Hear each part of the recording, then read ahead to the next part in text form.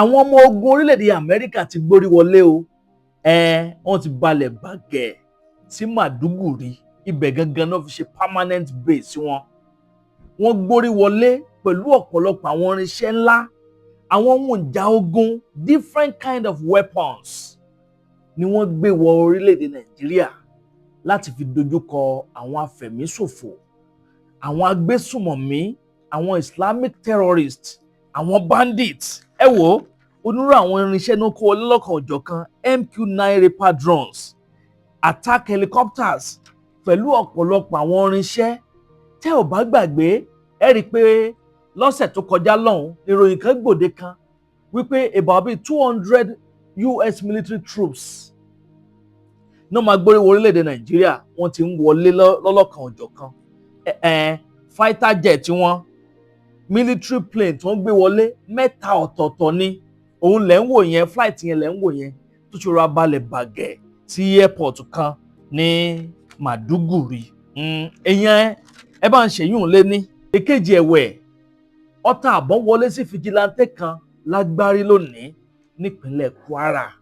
Bẹ́ẹ̀ sì ni ọta àbọ̀n ó ba ọ̀kan nínú àwọn ọmọ ológun wa, ó bà á lẹ́sẹ̀. Wọ́n jíyàn 4 ọ̀tọ̀ọ̀tọ̀ ni wọ́n tún jí gbé lọ nínú àkọlù tuntun tó ṣẹ̀ṣẹ̀ wáyé lónìí ni o.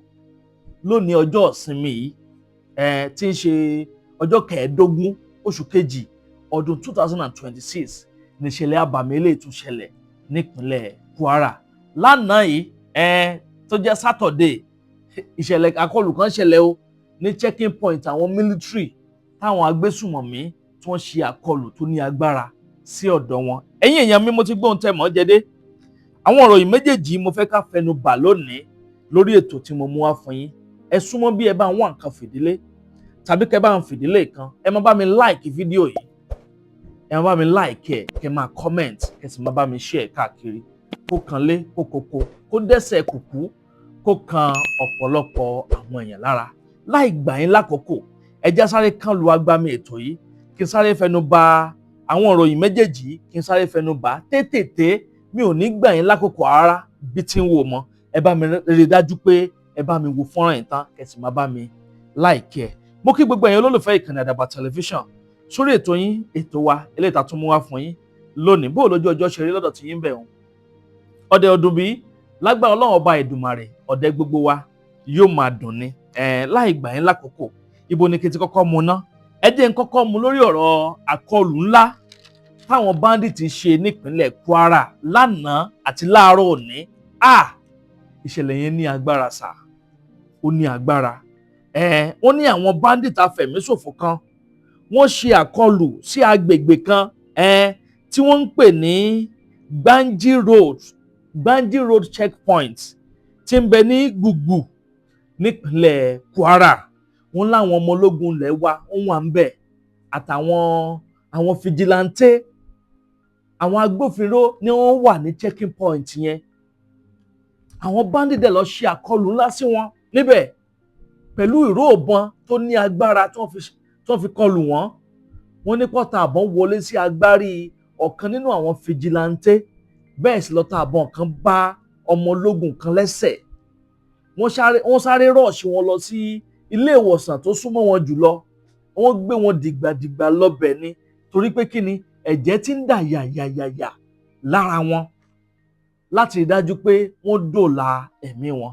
Títí di àkókò yìí tí mò ń gbé ìròyìn wá sétí ìgbọ́ yín, kò tí ì sí kankan nù wọn tó jọ́ Ọlọ́run ní pé Ọlọ́run sì ní jẹ́ kí wọ́n kú. Wọ́n yé gbogbo tí ń jẹ́ tọ́lọ́run ọba Èdùmàrè. Àmọ́ ohun tó wá jọni lójú bẹ̀ ni wípé láàárọ̀ òní tó jẹ́ ọjọ́ ìsinmi, lọ́jọ́ Sunday àfẹ̀mọ́jú àárọ̀ yìí, ọ̀pọ̀lọpọ̀ àwọn èèyàn tí wọ́n ń gbé ìgbésẹ̀ tí wọ́n múra láti lọ sílé ìjọsìn.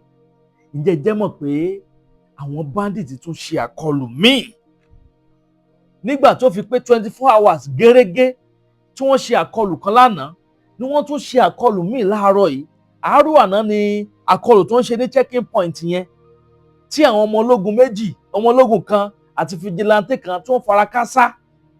Eléyìí tó tún ṣe láàárọ̀ yìí, eléyìí tún ní agbára o. Ẹ wò ó, wọ́n ní wọ́n balẹ̀ bàgẹ́ sí agbègbè kan tí wọ́n ń pè ní Kakafu community ní ìjọba àbílẹ̀ Patigi nípínlẹ̀ Kwara náà ni wọ́n ní bọ́n ṣe gbórí wọlé báyìí nírò ọ̀bọ̀n wọn ní ró kólákólá ní ń dún lákọlákọ ń dún kùsẹkùsẹ wọ́n ní àwọn ọmọ ológun tó gbórí wọlé wọn kì í ṣe ẹyọ̀kan wọn kì í ṣe méjì wọ́n pọ̀ lọ ṣùá tí wọ́n sì gbórí wọ agbègbè yẹn wọ́n dẹ̀ bẹ̀rẹ̀ sí ní yìnbọn olórí dorí ẹ̀ mú ẹ wá wo báwọn yẹn ṣe bẹ̀rẹ̀ sí ní sàásálà fún ẹ̀mí ara wọn.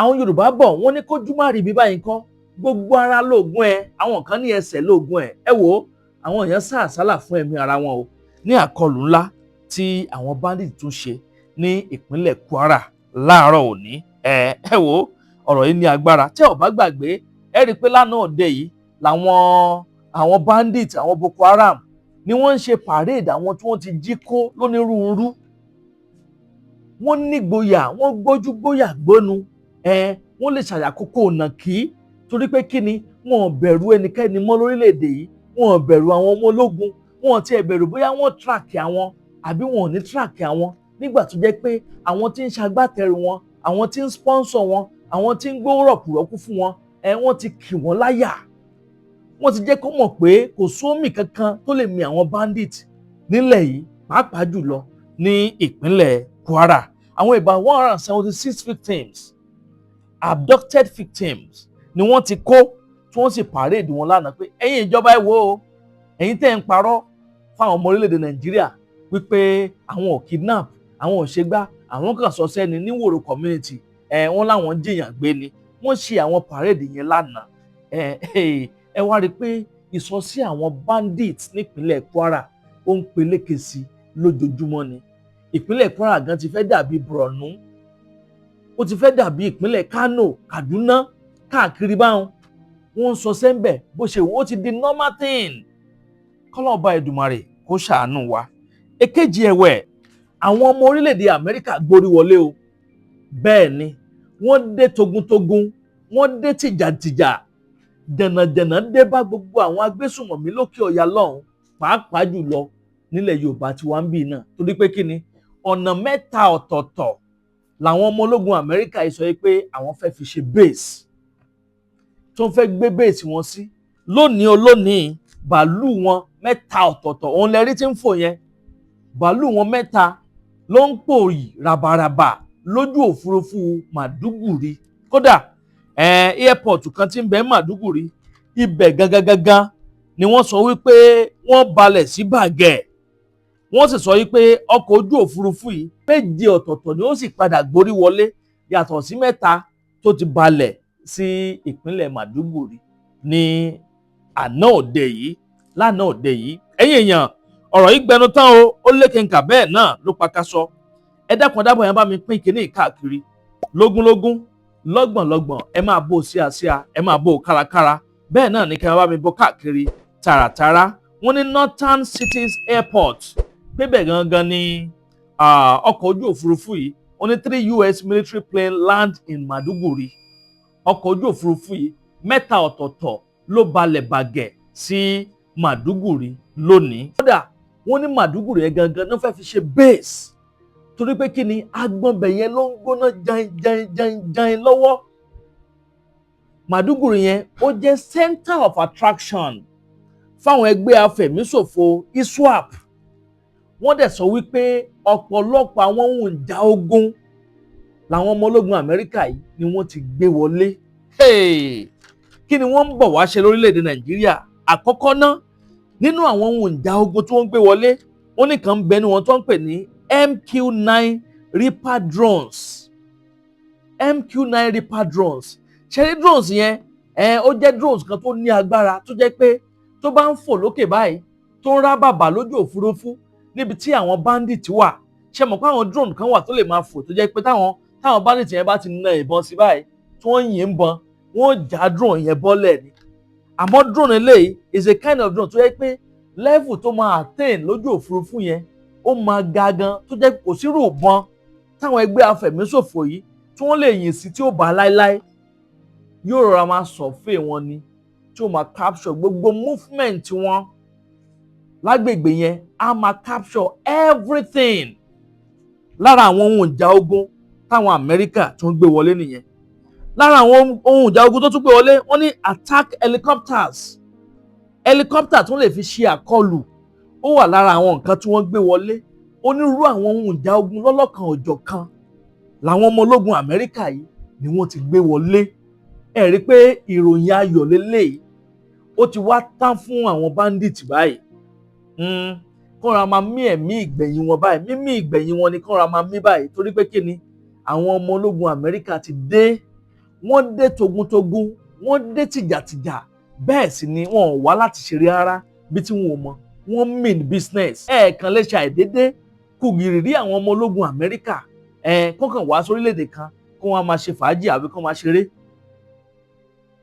tẹ́ bá ti lè rá àwọn ọmọ ológun Amẹ́ríkà kéyẹkẹ́ ti mọ̀ wípé wọ́n wá láti mean business ni láìpẹ́ láì jìnnà sí nísìn ẹ rí i pé àákàn bẹ̀rẹ̀ sí ní gbọ́ròyìn wípé wọ́n ti fẹ̀mí àwọn bandit bíi 10 bíi 20 bíi 100 200 wọ́n ti fẹ̀mí wọn ṣòfò dànù torí pé kí ni pẹ̀lú àkọlù ńlá tí àwọn ọmọ ológun Amẹ́ríkà yìí tí wọ́n bẹ̀rẹ̀ sí ní ṣe fún wọn lọ́lọ́kan òjọ̀kan. Kí ni ìdí tí wọ́n fi lọ balẹ̀ sí Maiduguri ẹ̀yin èèyàn mi màá gbé yín débẹ̀ gẹ́gẹ́ bí ìròyìn tó wà ń bí wọ́n ní Maiduguri air base will likely be the primary base of operation. Ibẹ̀ gangan ló máa fi ṣe primary base. Gẹ́gẹ́ bá ti ṣe ń gbọ́ o, wọ́n ní location 3 ọ̀tọ̀ọ̀tọ̀ 3 key locations across Nigeria ni àwọn máa fi ṣe base. Bọ̀ ibi tó máa jẹ́ major base wọn gangan Maiduguri yẹn ni. Kẹ́sì mọ̀ pé Maiduguri yẹn ló wà ó léwu gan fún wọn. Àmọ́ wọ́n níbi tó le la ti ń bọ́ ọmọkùnrin. For supporting Nigeria Army, Maiduguri Air Base will likely be the primary base of operation for supporting the Nigeria Army against ISWAP. Wọ́n ní this is a critical location as the IS affiliate currently control most of Borno State rural area. Wọ́n níbi tó lè yẹ gangan làwọn fẹ́ dúró sí torí wọ́n fẹ́ bá a mú ọ̀rọ̀ ìṣòro wa lórílẹ̀‐èdè Nàìjíríà wọ́n fẹ́ bá a mú láti ibi tó ti le gan-an ni. Gbogbo àwọn òkè ọya yẹn táwọn bandit wọ́n ti dominate àti bẹ́ẹ̀ náà ti fẹ́ bẹ̀rẹ̀ sí ní sọsẹ́ náà ti fẹ́ bẹ̀rẹ̀ sí ní tákù àwọn bandit yẹn lọ́kọ̀ọ̀kan léjèèjì tí wọ́n fi wipe gbogbo wọn dànù tán yányán. Mo fẹ́ kí ẹ máa bá mi fi àdúrà ran àwọn ọmọ ológun Amẹ́ríkà yìí lọ́wọ́ kó bàa lè ṣètè ṣeéṣe fún wọn ní kíákíá torí pé kí ni wọ́n fẹ́ bá wa gbọ̀n yàrá ní o. Ìyà yìí tó òṣì yìí ti tó gẹ́ eléyìí tí wọ́n ń pa àwọn èèyàn wa lórílẹ̀‐èdè Nàìjíríà yìí ó tó gẹ́. How long la máa continue láti máa live life wa nínú ìpayín keke nínú bẹ̀rù bojo bandit lónìí bandit lọ́la ṣé ojoojúmọ́ la fẹ́ máa fi sọ̀rọ̀ insecurity yìí ni. Ìgbà táwọn ìjọba wa ò kájú ẹ̀ àwọn tó fẹ́ ràn wá lọ́wọ́ báyìí ti gbórí wọlé kọ́lọ́n máa bá wa fún wọn ṣe kó ètè rí kìíní ṣe ní kíákíá láì fi àkókò ṣòfò. Wọ́n lára àwọn nǹkan 4 tó jẹ́ gbòógì tó ń bọ̀ wá ṣe lórílẹ̀‐èdè Nàìjíríà. Àkọ́kọ́ ná wọ́n ní intelligence analyst. Àwọn intelligence analyst wà lára àwọn tí wọ́n ń gbórí wọlé. Ẹ má gbàgbé o pé 200 US military troops ni wọ́n sọ pé kó máa kó wọlé. Àwọn tó ti wọlé báyìí wọn ò tí ì pé 200. Àmọ́ ọkọ̀ ojú òfurufú 7 ọ̀tọ̀ọ̀tọ̀ náà sọ pé ó ṣì ń bọ̀ lọ́nà tí ò tí ì balẹ̀ sórílẹ̀-èdè yìí. 3 lélẹ̀ tó ṣẹ̀ṣẹ̀ dé lónìí. Àwọn bíi 7 míì ń bọ̀. Bó ṣe ń kó àwọn èèyàn wọlé ni wọ́n ṣe máa kó ohun ìjà ogun wọlé lọ́lọ́kan òjọ̀kan láti fi tákù àwọn afẹ̀míṣòfò yìí. Tẹ́ bá sì wò dáadáa ẹ rí i pé àwọn orílẹ̀-èdè Amẹ́ríkà àwọn weapon tí ń bẹ lọ́wọ́ wọn weapon gidi ni. Àkọlù tó ń ṣe sí àwọn ẹgbẹ́ afẹ̀míṣòfò ISWAP ní on the 25th of December lọ́dún tó kọjá lọ́hùn kò kí ń ṣe Nàìjíríà làwọn ọmọ ológun yẹn wà o. Gẹ́gẹ́ bá ṣe ń gbọ́ wọ́n níbì kan ní France lọ́hùn ni wọ́n wà kódà orí omi ni wọ́n wà tí wọ́n ti yin bọ́ọ̀bù tó ń yìn wá yẹn kí ní ẹ̀dẹ̀ gbéra láti bẹ̀ yẹn ó dẹ̀ lọ balẹ̀ bàgẹ̀ sí káàmpù àwọn afẹ̀míṣòfò yẹn tó dẹ̀ waste a lot of them nígbà yẹn bọ̀ àwọn tó kúngbà yẹn mi rò bí wọ́n ju bí 200 lọ. Àwọn eléyìí tí wọ́n ti dé tán báyìí ojú ogun ti lé o wèrè la fi ń wo wèrè òun náà la máa fi wo wèrè báyìí. Wọ́n lára àwọn tó ẹ̀ṣẹ̀ gborí wọlé báyìí o intelligence analyst gbogbo àwọn information tó bá ń gather nípa movement àwọn bandit yẹn àwọn intelligence analyst yìí ni wọ́n máa analyse ẹ̀ lọ́kọ̀ọ̀kan léjèèjì, wọ́n máa break it down. Wọ́n ní àwọn advisers, àwọn tó máa advise àwọn next move bó ṣe fẹ́ ṣe mode of operation wọn, gbogbo wọn pátá ti gbórí wọlé o. Bẹ́ẹ̀ ni wọ́n láwọn trainers, àwọn tó máa train àwọn ọmọ ológun wa lórílẹ̀‐èdè Nàìjíríà ń bì báyìí pẹ̀lú ọ̀pọ̀lọpọ̀ àwọn equipment tí wọ́n ti gbé wọlé. Ọ̀pọ̀lọpọ̀ àwọn equipment yẹn ó sì ń bọ̀ lọ́nà, bọ̀ wọ́n ti gbé lára ẹ̀, wọ́n ti gbé wọlé. Nínú àwọn ilé tó ń gbé wọlé yẹn òun láti rí drones tí mo mẹ́nu bà lẹ́ẹ̀kan, MQ-9 Reapers drone pẹ̀lú attack helicopters nínú àwọn ohun ìjà ogun tí wọ́n fẹ́ gbé wọ orílẹ̀-èdè Nàìjíríà. Ọ̀gbẹ́ni kan wá sọ̀rọ̀ o, Major General Samaila Uba ó sọ̀rọ̀ sókè o. Ó ní kò kí ń ṣe pé àwọn ọmọ ológun Amẹ́ríkà nìkan ló máa dá ṣiṣẹ́ yìí o, bẹ́ẹ̀ sì ni kò kí ń ṣe pé àwọn gangan ló máa ṣe àkọlù sáwọn afẹ̀míṣòfò yìí o. Ó ní àwọn ọmọ ológun Nàìjíríà gangan ló máa take full command authority lórí àjọṣepọ̀ àwọn US Nigeria Working Group yìí. Tí a ò bá gbàgbé, ẹ̀rí pọ̀rọ̀ US Nigeria Working Group yìí ní nǹkan tó kọ́kọ́ ṣáájú kó tó di pé àwọn ọmọ ológun Amẹ́ríkà bẹ̀rẹ̀ sí ní gbórí wọlé sórílẹ̀-èdè Nàìjíríà yìí. Bẹ́ẹ̀ sì ni wọ́n ní àwọn ọmọ ológun tó gbórí wọlé yìí pé wọ́n ń ṣiṣẹ́ lórí technical assistance lọ́wọ́, pé ọ̀pọ̀lọpọ̀ àwọn nǹkan ni wọ́n ti ń put in place láti rí dájú pé wọ́n gather adequate information, adequate intelligence kó tó di pé wọ́n bẹ̀rẹ̀ sí ní tako àwọn agbésùmọ̀mí. Kọ́lọ́run Ọba Èdùmàrè kó bá wa fún wọn ṣe o. Ẹ̀yin èèyàn mi, àníri jù báyìí lọ́lọ́rọ̀ ilé tí àmọ́ àfọyín lónìí. Bó lẹ ṣe rí sí? Àbẹ́rẹ́ pé akitiyan àwọn ọmọ ológun Amẹ́ríkà ẹ̀ láti dájú pé wọ́n bá yanjú gba àwọn afẹ̀míṣòfò pé kò kéré ara, wọ́n ń gbìyànjú tiwọn. Kọ́lọ́run Ọba Èdùmàrè kó bá wa fún wọn ṣe, kíṣẹ́ òun kó rọrùn fún wọn, bógo ti ń jẹ́ tọlọ́run ọba. Wọn ò sì nífẹ̀ẹ́ mi wọn, wọn ò ní fi dí o. Bó bá ṣe ń nawọ́ báyìí náà máa fọwọ́ gán àwọn afẹ̀míṣòfò yìí ní kíákíá báyìí ni Ọlọ́run máa fún wọn ṣe. Ẹ ṣeun tí ẹ darapọ̀ mọ́ wa lórí ètò tòní. Ẹ bá comment, ẹ máa like, ẹ sì máa bá wa pín káàkiri lógúnlógún, lọ́gbọ̀nlọ́gbọ̀n. Ẹ máa bá wa bò síasíá, ẹ máa bò kárakára, bẹ́ẹ̀ náà ni kẹ́ máa bò tààràtàrà. Fún gbogbo ẹni tẹ́ ṣe ń darapọ̀ mọ́ wa fúngbà àkọ́kọ́ tẹ́ ò tí follow wa àbí ò tí subscribe, ẹ bá ń tẹ follow button tàbí subscribe button tí ń bẹ nísàlẹ̀ fọ́nrán yìí. Aago kélébé kan náà bẹ́ẹ̀ notification bell ni wọ́n òun gangan ní ó máa ta yín lólobó ní gbogbo ìgbàkúùgbà tàbá ti ń ju fọ́nrán sórí ìlà yìí. Àdàbà ọ̀nà ní à ń sùngbẹ́, iná ń jó, ẹ̀yẹlé gbéra ńlẹ̀. Àdàbà àtúntì fòfẹ̀rẹ̀ awọ̀lú sọ̀lúdẹ̀rọ̀ pẹ̀sẹ̀. Múyìwá Adégòkè lórúkọ mi, àmì computer actor kó tó bá wù ní ẹ máa pè mí. Ẹlòmíà ní London, ẹlòmíà ní America, ẹlòmíà ní Canada. Àmọ́ ju gbogbo ẹ lọ, àní o má jẹ́ tìrì o ti sọ̀rọ̀ tí ń lọ nílé ayé. Sórí ẹ̀dá tó bá wà nílé ayé tí ò gbọ́ ròyìn, ó máa ń fi ìyà jẹrẹ ẹni. Àtìmọ́lé ayé ló wà. Wo tó bá fẹ́ gbọ́ ròyìn, tó fẹ́ gbọ́ bó ṣe ń lọ ní sísẹ̀ntẹ̀lé. Àdàbà TV ni o tún nu ẹ̀ sí. Tó o bá ti sí ń bẹ̀, ó sì ń bì kankan.